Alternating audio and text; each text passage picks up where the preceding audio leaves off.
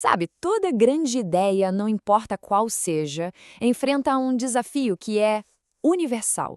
Pessoas que, por uma razão ou outra, acabam abandonando o barco. E hoje, a gente vai mergulhar fundo em como o Espiritismo, pelas palavras de Allan Kardec, entende exatamente esse fenômeno. Vamos lá. Essa citação já dá o tom, né? Conforme o entendimento do Espiritismo, essa análise se conecta com uma experiência que é de todo mundo. Toda causa, por mais nobre que seja, vai ter que lidar com a fragilidade humana. É inevitável. E para a gente entender isso melhor, aqui está o nosso roteiro. A gente vai seguir essa classificação de Kardec sobre quem se afasta da doutrina, passando por cada um desses pontos para ter uma visão bem completa. Então, vamos começar pelo começo. De acordo com o entendimento do Espiritismo, lá nos seus primórdios, existia um grande equívoco sobre qual era a sua real natureza e seus verdadeiros objetivos.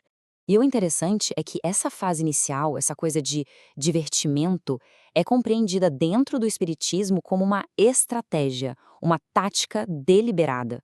Foi, na verdade, uma forma de apresentar as ideias para um público muito amplo, que talvez não se interessasse de cara para uma filosofia mais séria, sabe? Ok, avançando um pouco. Vamos mergulhar agora nas duas primeiras grandes categorias de desertores que essa análise identifica. O primeiro grupo era essa galera que buscava só um passatempo, uma distração. No momento em que a doutrina começou a exigir uma reflexão mais séria, um compromisso moral, bem, aí eles simplesmente perderam o interesse e foram embora. Já o próximo grupo, esse era movido pela ganância, pela cupidez. Para eles, o Espiritismo não era uma filosofia de vida, mas sim uma espécie de ferramenta mágica para adivinhar o futuro e, claro, para ganhar dinheiro. E aqui vem o ponto crucial, a rapidez com que o apoio deles virou pó. Quando ficou óbvio que o espiritismo não ia servir para encher o bolso deles, aqueles elogios todos se transformaram em ataques, em difamação. Uma virada de 180 graus. Agora, a gente entra numa categoria bem mais complexa. Aqueles que, segundo a análise de Kardec, se juntam ao movimento com a intenção clara de minar a doutrina por dentro. Olha só, essas são as estratégias usadas por aqueles que Kardec chega a chamar de Judas da doutrina. Eles agem na surdina, de forma dissimulada, trabalhando para sabotar tudo por dentro e, muitas vezes, usando as próprias palavras da doutrina contra ela mesma.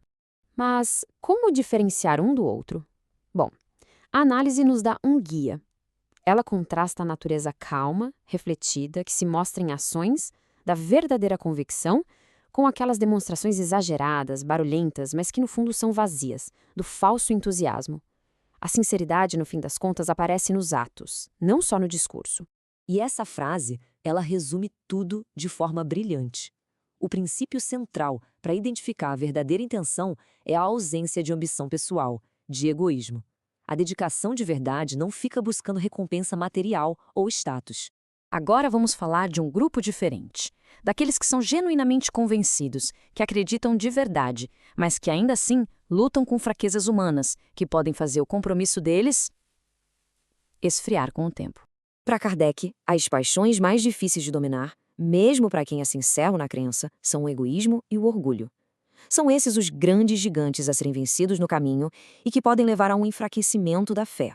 Isso descreve um tipo de adepto cuja fé é condicional. É aquela pessoa que até acredita, mas que pode muito bem recuar se tiver que fazer um sacrifício, se sofrer pressão social ou se qualquer coisa ameaçar os seus interesses pessoais.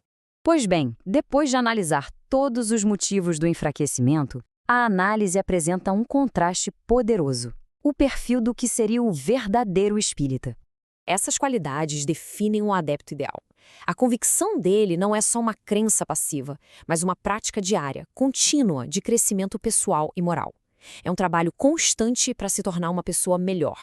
O ponto central aqui é que esse nível de convicção acaba criando uma resiliência, uma força interna que protege a pessoa contra as mesmas fraquezas que fazem os outros vacilarem ou até desistirem. E para fechar, Kardec conclui com uma mensagem de segurança. Apesar de todas essas lutas internas e externas, as ideias centrais da doutrina são vistas como inabaláveis, destinadas a perdurar. Porque, no fim, os homens passam, mas as ideias que têm um fundamento lógico, essas permanecem. E isso tudo nos deixa com uma reflexão final que vai muito além de uma doutrina específica. É uma questão universal sobre a natureza do nosso próprio compromisso e da profundidade das nossas crenças. O que é que realmente sustenta a nossa jornada? Fica aí a reflexão.